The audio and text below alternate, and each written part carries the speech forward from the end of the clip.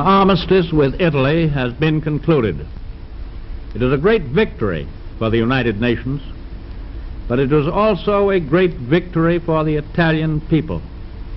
After years of war and suffering and degradation, the Italian people are at last coming to the day of liberation from their real enemies, the Nazis.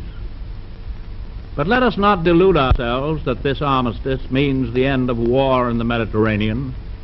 We must drive the Germans out of Italy as we have driven them out of Tunisia and Sicily.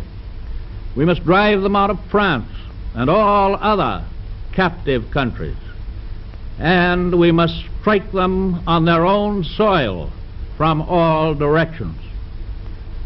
Our ultimate objectives in this war continue to be Berlin and Tokyo. I ask you to bear in mind that these objectives mean that we have still a long way to go before attaining them. The great news that you have heard today from General Eisenhower does not give you license to settle back in your rocking chairs and say, well, that's over. We've got 'em on the run. Now we can start the celebration.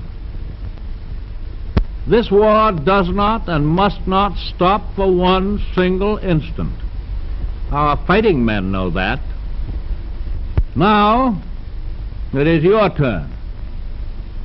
Every dollar that you invest in the Third War Loan is your personal message of defiance to our common enemies, to the ruthless savages of Germany and Japan. And it is your personal message of faith and good cheer to our allies and to all of the men at the front. God bless them.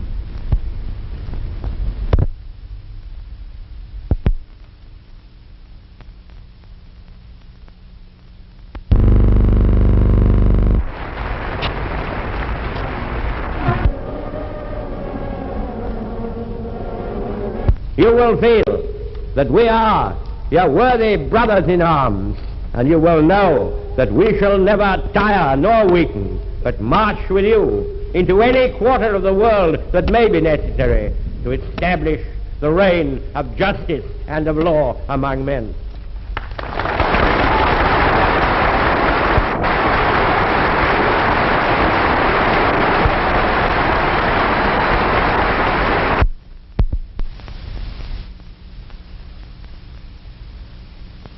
An attack on the German war machine with no frills. A day's work for a small unit of the great able to take you on a flight over occupied Europe.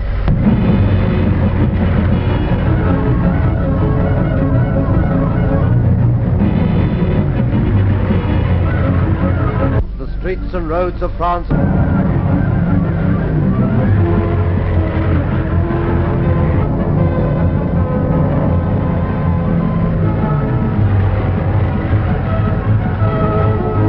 Explode.